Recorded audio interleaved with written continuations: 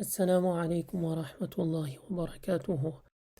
Today in this video we're going to be talking about the health benefits of Ramadan and fasting, so let's get into it.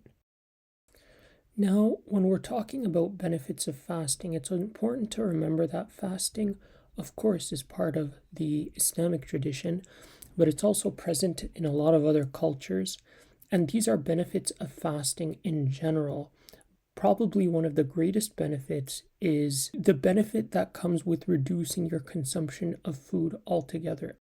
Low-density lipoprotein cholesterols are usually derived from a specific type of molecule, cholesterol, which is responsible for creating types of steroids. The problem is that these molecules can sometimes get lodged in your blood vessels.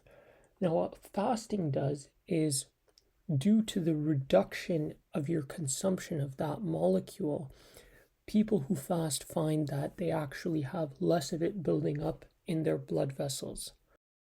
Another benefit of fasting in Ramadan comes with the hormone ghrelin. Now, ghrelin is a messenger in the body which binds to the surface of the cell to signal downstream what it wants. Ghrelin actually makes one more hungry. Now, what we find in fasting is that in the case of Ramadan, ghrelin levels will actually slowly decline. And what that means is that over time, the fasting person will actually not feel as hungry as the days go by. Now, this is good because this can allow the individual to alter their metabolism and perhaps allow them to lose weight if that's something that they would like. Another benefit that we find in Ramadan is a heightened activity level of certain organs like the liver. And this is really important because in every single cell, you have different organelles. One of the compartments of the cell is called the smooth endoplasmic reticulum, or the SER. Now, the SER is important because it can actually detoxify a lot of poisons which may enter the body. It has a host of enzymes which can break down water-soluble or fat-soluble molecules and make them digestible and soluble within the cell. This is really important, and in Ramadan, what we find is that the SERs within the liver cells are able to perform this task at a greater level of efficiency than normal. A final benefit of fasting that we gain from Ramadan is the whole idea that the body is forced to use other sources of fuel for energy. Now, regularly the body, the brain, and the rest of the body is using sugars. When you're in a fasting state, the body starts using other forms of energy. If there's a lack of glucose due to somebody not eating, the body can start to use up fat stores, can start using protein stores to fuel the brain.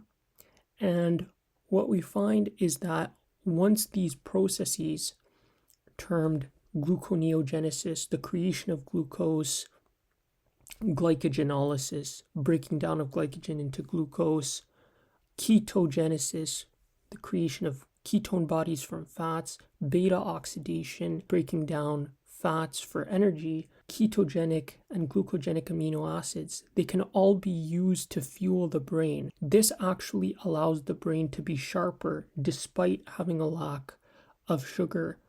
Although your body, at the beginning of a fast, these effects may not be so apparent, but over time, your body will realize and will recognize that it's lacking energy and will start using other sources of energy in order to actually complete tasks. Jazakumullahu khairan, guys, for watching. I know it's been a while since I last uploaded, but until next time, stay active, stay fit, stay healthy, and we'll see you next time. Salam, guys.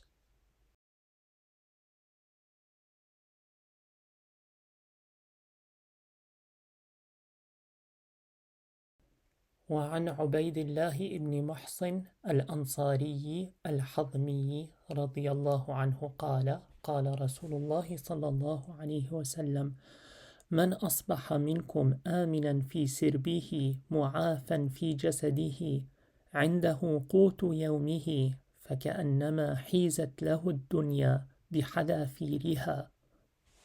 رواه الترمذي.